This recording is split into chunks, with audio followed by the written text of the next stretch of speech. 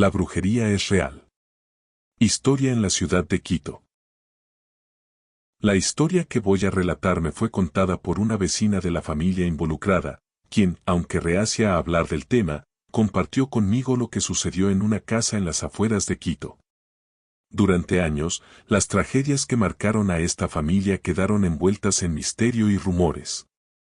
Sin embargo, las palabras de mi vecina me permitieron acercarme a la verdad detrás de los extraños sucesos que vivieron, una historia que aún resuena en las paredes de la casa, ahora vacía y olvidada por la mayoría. Era el año 2011 cuando la familia Rodríguez decidió mudarse desde su pequeña finca en el campo hasta el sur de Quito, en un barrio apartado pero prometedor. Después de años de luchar por salir adelante con su siembra de maíz y la crianza de animales, don Eduardo, el padre de familia, sentía que algo debía cambiar. La situación económica era cada vez más difícil, y él, con su carácter fuerte y decidido, estaba dispuesto a hacer cualquier cosa para mejorar la vida de su familia. La mudanza a la ciudad fue un acto de esperanza.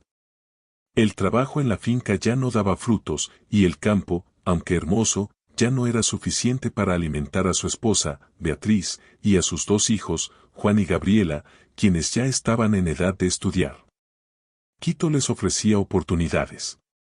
Pero lo que Eduardo no sabía era que esas oportunidades venían con un precio mucho más alto de lo que podría imaginar.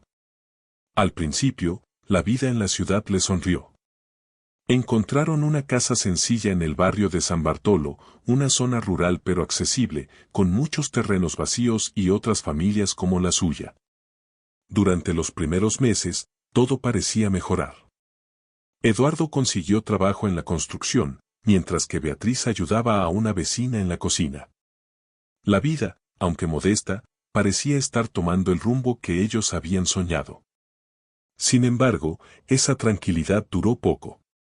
Una tarde, mientras Eduardo volvía del trabajo, se encontró con una mujer en el camino. Era una anciana con el rostro cubierto por una capa oscura, caminaba lentamente y llevaba una canasta en la mano. Sus ojos eran penetrantes y sabían demasiado. Eduardo no lo entendió en ese momento, pero algo dentro de él sintió una extraña conexión con esa mujer. La mujer le ofreció un trato: si quería prosperar, debía cumplir con ciertos rituales. A cambio, él recibiría riquezas, dinero y todo lo que siempre había deseado. La promesa parecía demasiado buena para rechazarla. La mujer, en sus palabras susurradas, le habló de un poder oculto en las montañas cercanas a Quito y de la posibilidad de obtener lo que más deseaba a través de un pacto con fuerzas ancestrales. Eduardo, sintiendo la presión de su situación, aceptó sin pensarlo demasiado. Esa misma noche, la mujer llegó a su casa. Llevaba consigo una serie de elementos oscuros, velas negras, un libro cubierto de cuero envejecido y un polvo extraño. Sin comprender bien lo que estaba sucediendo, Eduardo permitió que la mujer realizara un ritual en el salón de la casa. Durante horas, la mujer cantó oraciones extrañas, mientras Eduardo observaba en silencio, cada vez más inquieto. «Esto es solo el principio», le dijo la mujer antes de irse. «Pronto verás los cambios. Pero recuerda, el precio se pagará más adelante».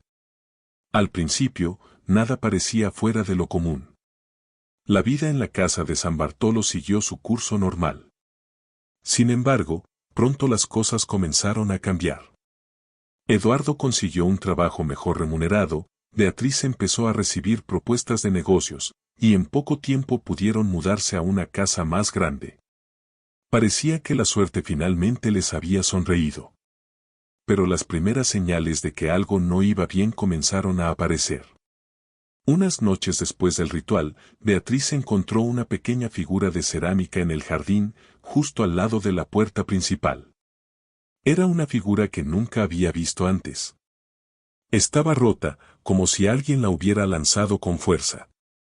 Pero lo más extraño era la sensación de frío que emanaba de ella, y la presencia inquietante que la rodeaba. Poco después, empezaron a suceder cosas extrañas en la casa. Ruidos inexplicables, sombras que se movían rápidamente por los pasillos, y la sensación constante de ser observados. Beatriz comenzó a tener pesadillas, sueños vívidos en los que veía a la anciana de la capa oscura mirando fijamente desde las sombras. Las primeras desgracias llegaron de forma gradual. El negocio de Beatriz empezó a ir mal, a pesar de las expectativas.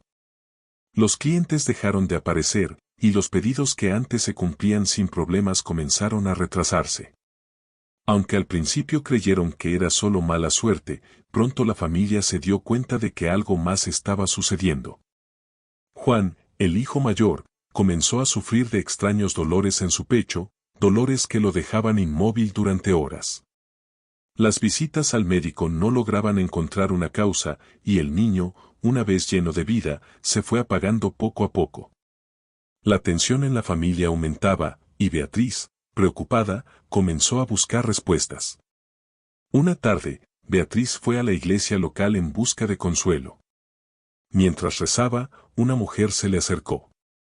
Era una anciana, de cabello canoso y voz suave, pero su mirada era penetrante, como si pudiera ver el alma de Beatriz. La mujer, sin que Beatriz le dijera una palabra, le advirtió: «Tu marido ha hecho un pacto con fuerzas oscuras. Ellas han venido a reclamar lo que les pertenece. Tienes que actuar rápido, antes de que todo se pierda». Beatriz, aterrada, regresó a su casa esa misma noche. Fue entonces cuando empezó a sospechar que lo que había ocurrido en su hogar no era simplemente mala suerte. Comenzó a investigar, a hablar con personas en la comunidad y a descubrir historias sobre brujería en la zona. Fue en ese momento cuando se dio cuenta de que la mujer que había realizado el ritual en su casa no era una simple anciana. La figura rota en el jardín, las sombras, los ruidos, todo parecía encajar con lo que le habían contado. Decidió que debía buscar ayuda. En el sur de Quito, el contacto con personas que practican la brujería es común, y a menudo, las historias de pactos oscuros y trabajos ocultos se ocultan entre los rumores del vecindario. Fue entonces cuando Beatriz, desesperada, acudió a un conocido en la comunidad, un hombre que se decía sabedor de las artes ocultas.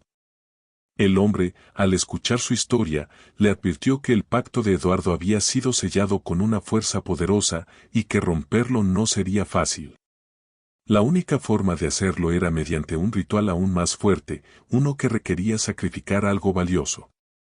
Pero Beatriz estaba dispuesta a hacer lo que fuera necesario para salvar a su familia. Beatriz pasó los días siguientes en un estado de constante ansiedad. No solo sentía el peso de las desgracias que habían caído sobre su familia, sino que las señales de lo sobrenatural se intensificaban con cada día que pasaba. El negocio de Beatriz continuó en declive, pero más alarmante era el estado de Juan. El niño ya no parecía el mismo. Sus ojos, que antes brillaban con curiosidad, ahora estaban opacos, vacíos. La energía que una vez tuvo había desaparecido por completo. Beatriz, aterrada y desesperada, finalmente decidió seguir el consejo del hombre de la comunidad que había conocido por casualidad. Esa misma noche, lo buscó y lo encontró en la oscuridad de la ciudad, en una casa que parecía deshabitada, oculta entre las estrechas calles del sur de Quito. El hombre, al ver el temor reflejado en los ojos de Beatriz, no tardó en hablar. Tu marido ha hecho un trato con fuerzas que no comprenden. Aquello que han invocado no es algo que se pueda controlar. Lo que sea que quiera, no se detendrá hasta tenerlo. Beatriz le rogó que la ayudara, que sacara a su familia de la maldición en la que se habían metido. El hombre le dijo que la única forma de librarse era realizar un ritual de purificación, pero le advirtió que este ritual no era algo sencillo. Necesitaba un sacrificio, algo que el pacto ya había reclamado y que, para romperlo, requeriría algo de igual valor. El precio que tu esposo pagó por el pacto fue la riqueza, pero no lo que más atesora. Para liberarse, debe ofrecer algo más, algo profundo. Un sacrificio de amor, de alma. Si no lo hace, lo perderá todo.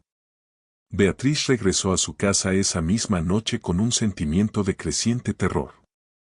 Su corazón latía rápido, y su mente estaba llena de pensamientos oscuros.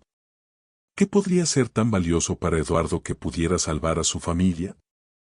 No estaba segura de poder tomar una decisión así, pero la alternativa era que su familia fuera consumida por las fuerzas que Eduardo había invocado. Decidió, sin embargo, no hablarle a su esposo sobre lo que había aprendido. Sabía que él no aceptaría fácilmente la idea de sacrificar algo importante para ellos, pero también sabía que el tiempo se agotaba. Decidió que, en cuanto tuviera la oportunidad, seguiría adelante con el ritual del hombre en la comunidad. Durante las siguientes semanas, las desgracias se multiplicaron. Beatriz intentó esconder los detalles de su investigación a Eduardo, pero las tensiones crecieron. El comportamiento de Juan se volvía cada vez más extraño y perturbador. Ahora hablaba de cosas que no tenía cómo saber, cosas que no correspondían a su edad. Comentarios sobre sucesos que nunca habían ocurrido, sobre personas que nunca habían existido. La niña pequeña, Gabriela, lloraba constantemente y evitaba estar cerca de su hermano. Decía que él no es el mismo, que él no es mi hermano, y su miedo era tan palpable que Beatriz no sabía cómo consolarla. Una noche, mientras Beatriz estaba en la cocina, escuchó a Juan hablar desde su habitación. Se acercó lentamente, con la sensación de que algo no estaba bien, y al llegar a la puerta entreabierta, escuchó claramente lo que él decía. Pronto vendrá a recoger lo que me prometieron. Todo será mío, ya nada me detendrá. Beatriz sintió un escalofrío recorrer su cuerpo. Sabía que Juan no podía saber lo que había estado sucediendo. Pero algo dentro de ella le decía que las palabras de su hijo no eran simples fantasías infantiles. Algo oscuro lo estaba controlando. En ese momento, Beatriz decidió que no podía esperar más. Al día siguiente, le habló a Eduardo sobre el hombre en la comunidad y el ritual.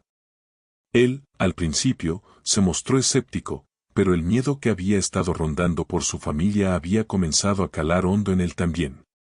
Con la presión de las desgracias que se acumulaban, aceptó que debían intentar romper el pacto. Pero el ritual era complicado y peligroso, y se requería algo valioso, la madre lo sabía, pero nunca le había mencionado a Eduardo que el sacrificio podría ser uno de ellos. Esa misma tarde, Beatriz y Eduardo acudieron al hombre que les había recomendado el ritual. El hombre les preparó todo lo necesario, hierbas, velas negras, figuras extrañas y objetos consagrados a fuerzas que ninguno de ellos comprendía. Beatriz, con un nudo en el estómago, se preparaba para lo que venía. Este ritual los liberará, pero no sin costo. La fuerza que enfrentan es poderosa y no se rendirá sin luchar, les advirtió el hombre mientras comenzaba a trazar símbolos en el suelo. Beatriz sintió que todo a su alrededor se volvía pesado, como si el aire mismo estuviera cargado de algo invisible. La casa se tornó oscura a pesar de la luz de las velas, y el aire parecía vibrar con una energía extraña. El ritual comenzó. A medida que el hombre recitaba palabras en un idioma que Beatriz no comprendía, la atmósfera se fue haciendo cada vez más densa. En un momento, las luces de la casa parpadearon, y un viento frío comenzó a soplar a través de las rendijas de las ventanas. Beatriz vio cómo Eduardo comenzaba a sudar, su rostro pálido y sus manos temblorosas. El precio debe ser pagado, dijo el hombre, interrumpiendo el canto. No es solo el dinero o las riquezas lo que buscaban. Ahora deben entregar lo que más valoran. Beatriz lo miró con horror. En ese instante, comprendió lo que debía hacer. Pero el miedo la paralizó. Sabía que algo terrible estaba por suceder. Esa noche, mientras el ritual se intensificaba, el sonido de las velas quebrándose y los susurros extraños llenaron la habitación. Beatriz, mirando a su familia, comprendió que había llegado un momento en el que las decisiones serían definitivas. De repente, el cuarto se oscureció completamente, las luces se apagaron, y un frío sobrenatural se apoderó del espacio. Eduardo cayó de rodillas, jadeando, mientras Juan comenzó a reír de una forma extraña y escalofriante. Beatriz trató de detener lo que estaba sucediendo, pero era demasiado tarde.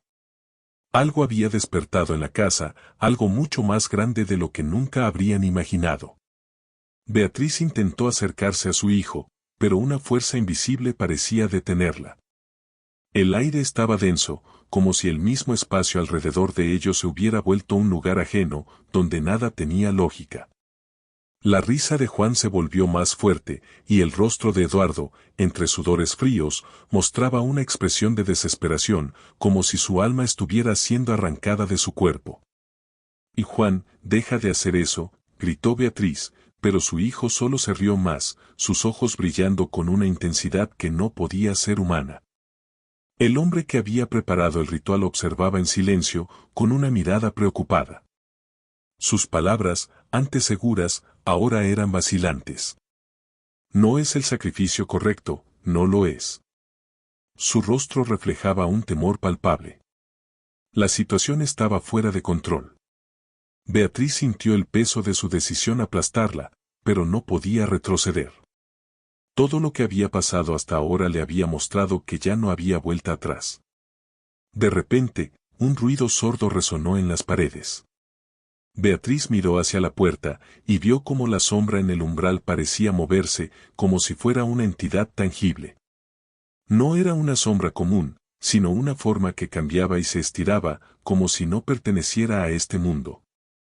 Esto no estaba en el trato, gritó el hombre, y en ese momento, Beatriz comprendió que algo mucho más siniestro se había desatado en su hogar. La fuerza a la que su marido había hecho el pacto no solo exigía riquezas, su avaricia, su miedo y sus deseos oscuros parecían haber alimentado una maldad mucho mayor, que ahora estaba reclamando a cada uno de ellos. De pronto, la sombra dio un paso hacia adelante y se materializó en una figura alta, con un rostro indistinguible, cubierto por una máscara negra. Los ojos de la figura brillaban con un resplandor rojo, como si arderían con furia. Beatriz sintió un frío extremo que la paralizó. No podía moverse, no podía gritar, solo veía cómo esa sombra se acercaba lentamente, con una presencia que llenaba la habitación de terror. Es demasiado tarde para arrepentirse, dijo la sombra, su voz un susurro profundo que parecía provenir de todas partes. Ellos me pertenecen ahora. Beatriz vio cómo Juan dejó de reír y miró a la figura con una expresión vacía, como si ya no estuviera allí. Era como si la esencia de su hijo hubiera sido sustituida por algo más, algo ajeno a él. Entonces, el niño se levantó, sin decir una palabra, y caminó hacia la figura oscura. No. Beatriz gritó, corriendo hacia él, pero al intentar detenerlo, una fuerza invisible la empujó de nuevo, lanzándola al suelo. La oscuridad la rodeó. El hombre que les había ayudado estaba tirado en el suelo, inconsciente, aparentemente también afectado por la misma entidad que había poseído su hogar. La sombra tomó la mano de Juan, y el niño, como si fuera una marioneta, siguió su voluntad. Beatriz, llena de impotencia, se arrastró hacia ellos, pero cada vez que intentaba acercarse, el espacio entre ellos parecía alargarse. Era como si el tiempo mismo se hubiera detenido. Es solo un niño, susurró Beatriz, luchando contra el terror que sentía. Por favor, déjalo ir. Es solo un niño. Pero la sombra no le respondió. Solo la miró fijamente con esos ojos rojos brillantes que parecían arder con cada palabra que no decía. La habitación comenzó a desvanecerse, y Beatriz sintió como si se estuviera desintegrando, como si ya no perteneciera a este mundo. Finalmente, la figura oscura, junto con Juan, desapareció en la oscuridad total, dejando a Beatriz sola, en un vacío insondable. El ritual había tenido su precio, pero no de la manera que ella había imaginado. La familia ya no era la misma, y lo que había sucedido, aunque profundamente real, parecía borroso, como si estuviera viendo los fragmentos de un sueño.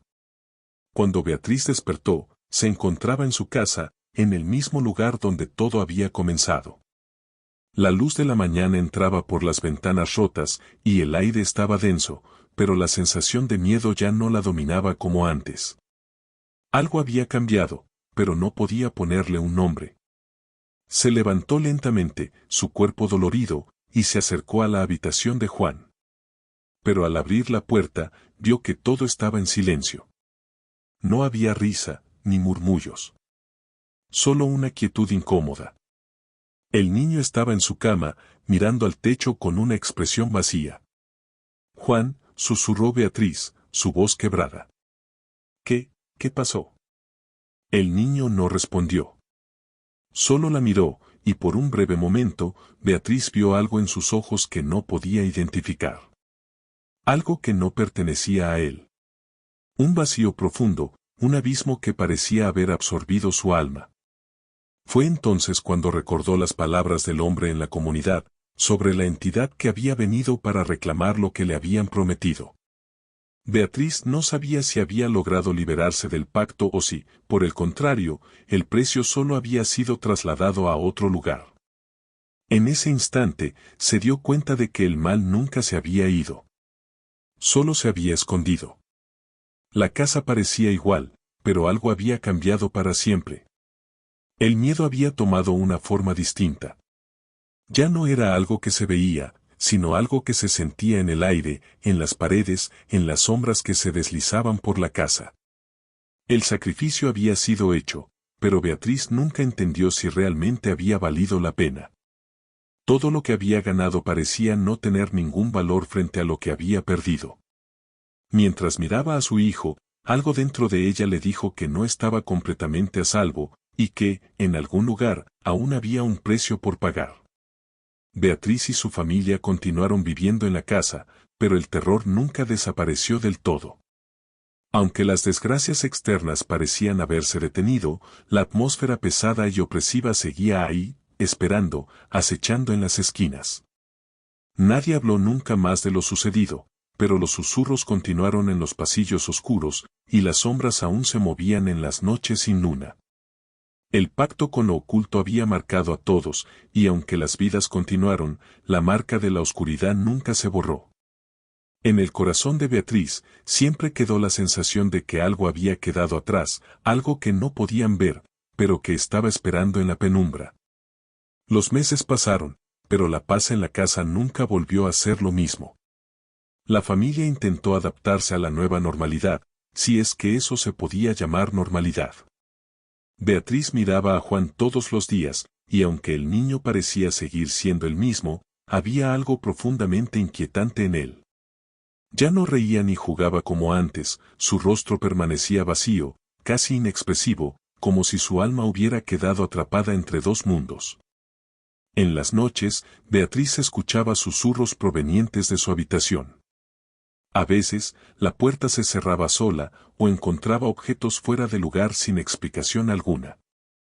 Había algo en la casa que no podía explicar, algo que estaba más allá de lo tangible, como si el pacto de su esposo con las fuerzas oscuras hubiera dejado una huella imborrable. Una noche, mientras Beatriz preparaba la cena, escuchó un grito. No un grito normal, sino un grito profundo, desgarrador, uno que heló su sangre. Corrió hacia el cuarto de Juan, pero cuando llegó, se detuvo en seco al ver la escena. Juan estaba en el centro de la habitación, completamente quieto, mirando al vacío. A su alrededor, las sombras danzaban de manera extraña, como si algo invisible las guiara. En la pared, una figura se materializó, un rostro distorsionado, de ojos enormes y vacíos, que parecía observarla fijamente. «¿Y Juan?», gritó Beatriz, pero el niño no respondió. Ni siquiera se movió. En su lugar, la figura en la pared comenzó a reír, una risa demoníaca que resonaba en los huesos de Beatriz, llenándola de terror. En ese momento, comprendió que su hijo ya no estaba solo. Algo oscuro y maligno había tomado posesión de él. De repente, la figura dejó de reír y habló, su voz era gutural, como si viniera de lo más profundo del abismo.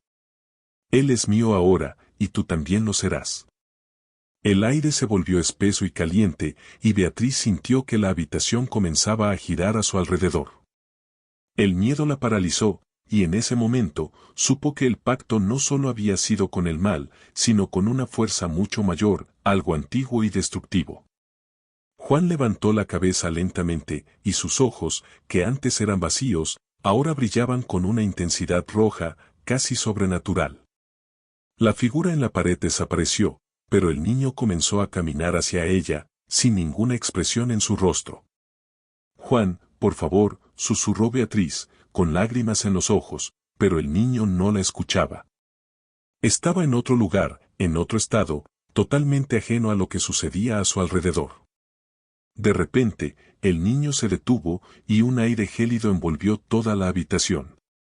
Beatriz sintió que la oscuridad comenzaba a consumirla, como si el suelo bajo sus pies desapareciera. En ese momento, recordó las advertencias del hombre que había realizado el ritual, de que la maldad no se detendría hasta que todo fuera reclamado. El precio sería más alto de lo que jamás imaginó. En un intento desesperado por salvar a su hijo, Beatriz se arrodilló frente a él, llorando y pidiendo perdón, rogando por un milagro, por una segunda oportunidad. Pero en el fondo de su corazón sabía que todo lo que había hecho había sido un error irreversible. Lo siento. Lo siento tanto, murmuró, pero antes de que pudiera continuar, Juan extendió su mano hacia ella. Fue un toque frío, más frío de lo que cualquier ser humano podría ser. En ese momento, Beatriz sintió una presión en su pecho, como si su vida misma fuera arrancada de su cuerpo. El dolor fue insoportable, y en su último aliento, vio como el rostro de su hijo comenzaba a distorsionarse, mientras las sombras que lo rodeaban parecían consumirlo por completo. Cuando Beatriz cerró los ojos, todo quedó en silencio. El sol se levantó al día siguiente, y el pueblo alrededor de la casa de Beatriz parecía haber olvidado lo ocurrido. Nadie sabía lo que realmente había sucedido en esa casa, y para ellos, la familia que una vez vivió allí ya no era más que un rumor. La casa permaneció vacía, sus puertas y ventanas cerradas, y aunque los vecinos pasaban cerca, nadie se atrevía a acercarse. Pero dentro de la casa, el silencio era absoluto. Los recuerdos de Beatriz y su familia estaban enterrados bajo una capa de oscuridad. No quedaba rastro de ellos, salvo por una extraña energía que se mantenía en el aire, una presencia pesada que aún recorría los pasillos. Cuando los niños del pueblo se acercaban al lugar, a veces se podía escuchar el eco de una risa lejana, o un susurro apagado que parecía provenir de las sombras. Nadie sabía qué había pasado, pero todos sentían la misma sensación extraña cuando se acercaban a esa casa. En el interior, una figura permanecía observando el vacío, sin rostro, sin cuerpo, solo la sombra de lo que alguna vez fue. La historia de la familia de Beatriz ya no era más que un susurro en el viento, una tragedia olvidada, pero la oscuridad seguía allí, esperando a su siguiente víctima. La tragedia de Beatriz y su familia fue solo un eco de las muchas que siguieron a lo largo de los años, pero la casa, donde todo comenzó, nunca volvió a ser un lugar seguro. Y aquellos que se atrevieron a acercarse nunca salieron sin dejar una parte de sí mismos atrás.